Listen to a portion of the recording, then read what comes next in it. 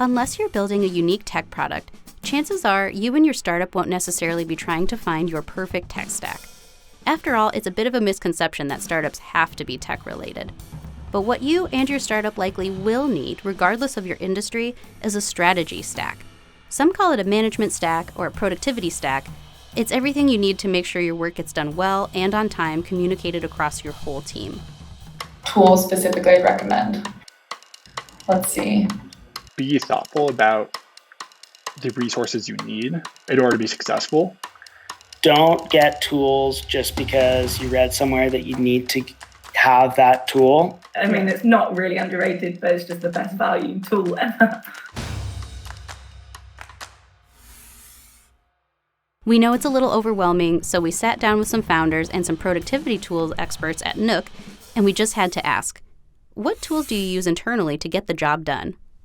I think a mistake that I made early on when I was starting the business was that I tried to build things too completely without testing them. And so I think I spent too much money and time because I didn't know about different resources that were available to prototype and to sort of test things early.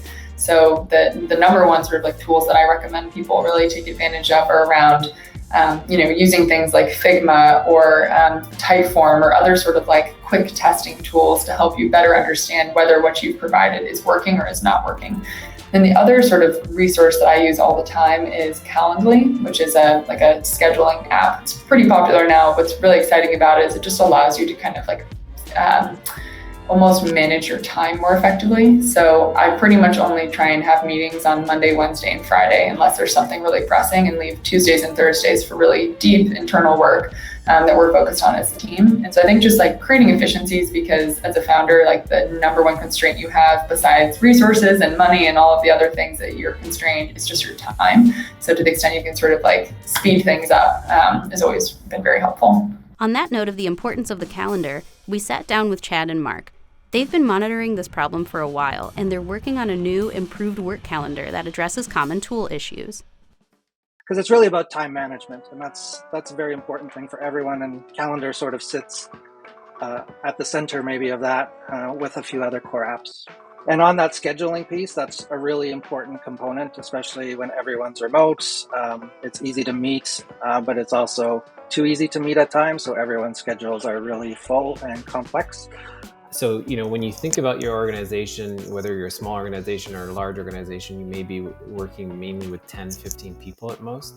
And what we focused on when we were building the calendar was how do you increase or how do you make those interactions with these 10, 15 people better? Whether it's knowing where they're working from, whether it's making it easier to schedule meetings with them, whether it's easier to share your status of what you're working on.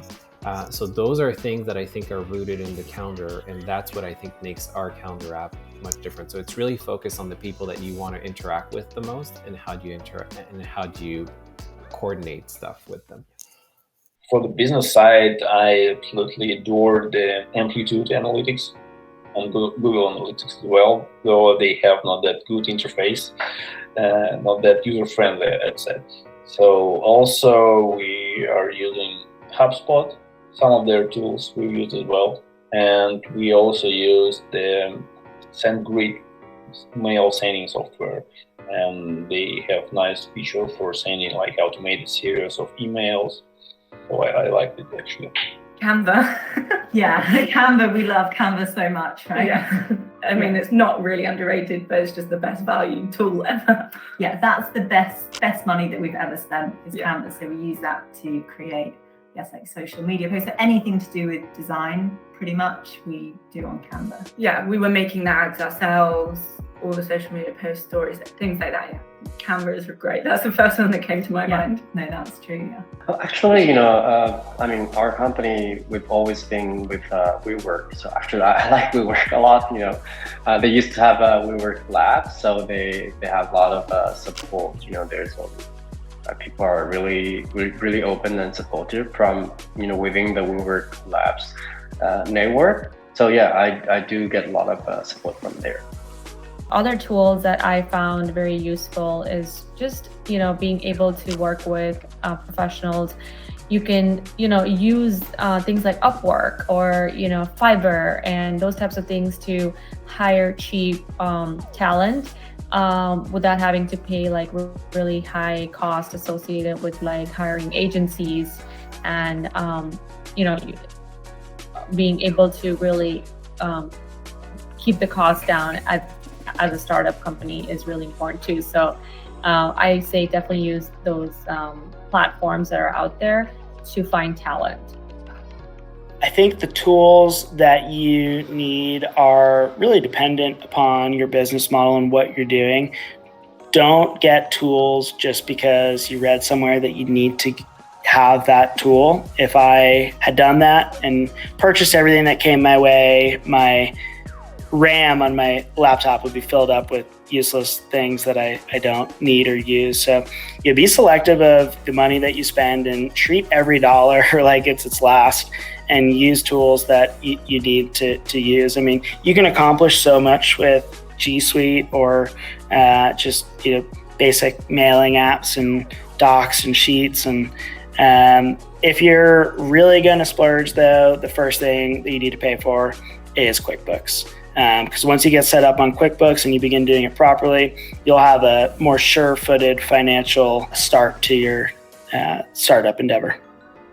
Matt makes a very important point. You don't want to introduce too many systems or tools without knowing that you really need them. Depending on which researcher you ask, it's common for today's worker to use between 10 and 28 apps. Yeah.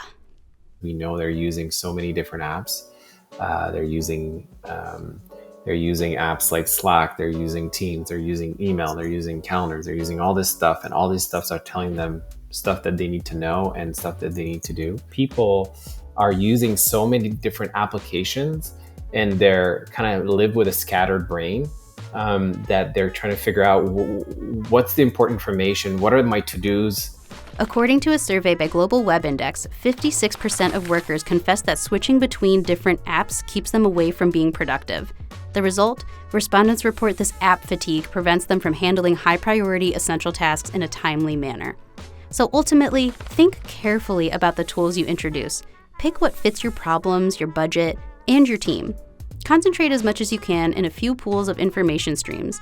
And above all, keep a watchful eye out for improvements to your systems.